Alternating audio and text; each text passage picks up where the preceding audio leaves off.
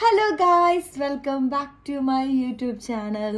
അപ്പം ക്രിസ്മസും ന്യൂ ഇയറൊക്കെ കഴിഞ്ഞു, ബട്ട് സ്റ്റിൽ നമ്മുടെ ക്രിസ്മസ് ഡെക്കറേഷൻസ് ഒക്കെ ഓണാണ്.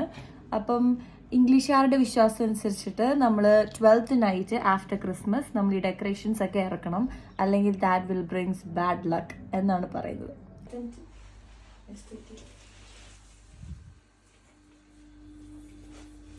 അപ്പോൾ പിന്നെ ഇന്ന് അലക്സ് ഉള്ള സ്ഥിതിക്ക് നമുക്ക് പെട്ടെന്ന് ഈ ഡെക്കറേഷൻസ് ഒക്കെ ഇറക്കാം. അപ്പോൾ പിന്നെ എപ്പോഴും ഇങ്ങനെ ക്രിസ്മസ് ഡെക്കറേഷൻ ചെയ്യുമ്പോൾ ഉള്ള ഒരു എക്സൈറ്റ്മെൻറ്റ് കാര്യങ്ങളൊന്നും ഇങ്ങോട്ട് ഇറക്കുമ്പോൾ തോന്നാറില്ല.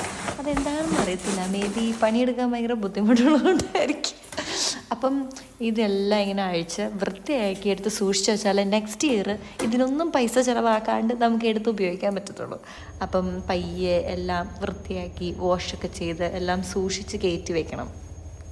പിന്നെ ഈ ഇംഗ്ലീഷുകാർക്ക് കുറച്ചും കൂടെ ഡെക്കറേഷനും കാര്യങ്ങളൊക്കെ നമ്മൾ നവംബർ ഫസ്റ്റ് വീക്കിലേ ഇവർ ചെയ്യും. അപ്പോൾ കുറച്ച് ഏർലി ആയിട്ട് ഇങ്ങനെ ചെയ്ത്, കാരണം നമ്മൾ ഈ വിൻ്ററിലൊക്കെ പുറത്തേക്കൊന്നും അധികം ഇറങ്ങാൻ പറ്റാത്തപ്പോൾ നമ്മുടെ വീട്ടിൽ തന്നെ കോസി ആയിട്ടിരിക്കാൻ വേണ്ടിയാണ് മാക്സിമം നമ്മൾ നോക്കാറ്.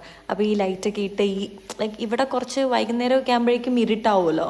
അപ്പം ഈ ലൈറ്റൊക്കെ ഇട്ടിരിക്കുമ്പോഴേക്കും ഒരു സുഖവും സന്തോഷവും മനസ്സിൻ്റെ ഒരു സന്തോഷമൊക്കെയാണ്.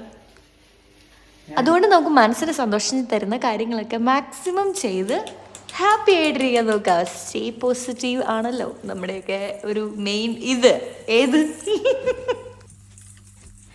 ക്രിസ്മസ് എന്നൊക്കെ പറയുമ്പോൾ തന്നെ നമുക്ക് ഈ മെയിനായിട്ട് എൻ്റെ മനസ്സിൽ വരുന്നത് ഈ ഡെക്കറേറ്റ് ചെയ്യുന്നതും നല്ല ഫുഡ് കഴിക്കുന്നതും ക്രിസ്മസ് കോസി ആയിട്ടൊക്കെ ഇരിക്കുന്നതൊക്കെയാണ്. നിങ്ങൾക്കൊക്കെ എങ്ങനെയാണ് ക്രിസ്മസ് ഡെക്കറേഷൻ എന്ന് പറയുമ്പം? ചെറുപ്പകാലത്തൊക്കെ എന്ന് വെച്ച് കഴിഞ്ഞാൽ വീട്ടിൽ ഗസ്റ്റ് ഉണ്ടാവും, എല്ലാ ദിവസവും ഓരോ കാര്യങ്ങളുണ്ടാവും, വൈൻ ഉണ്ടാക്കും, കേക്ക് ഉണ്ടാക്കും, അതൊക്കെയായിരുന്നു ഇമ്പോർട്ടൻറ്റ് തിങ്സ്. ഇപ്പം ഇവിടെ ആയതുകൊണ്ട് നമുക്കങ്ങനെ ആരും ഇല്ലല്ലോ. സോ ഇങ്ങനെ ഡെക്കറേറ്റൊക്കെ ചെയ്ത് അതിലേക്ക് നോക്കിയിരിക്കുന്നതാണ് ഇപ്പോഴത്തെ മെയിൻ ഫണ്ട്.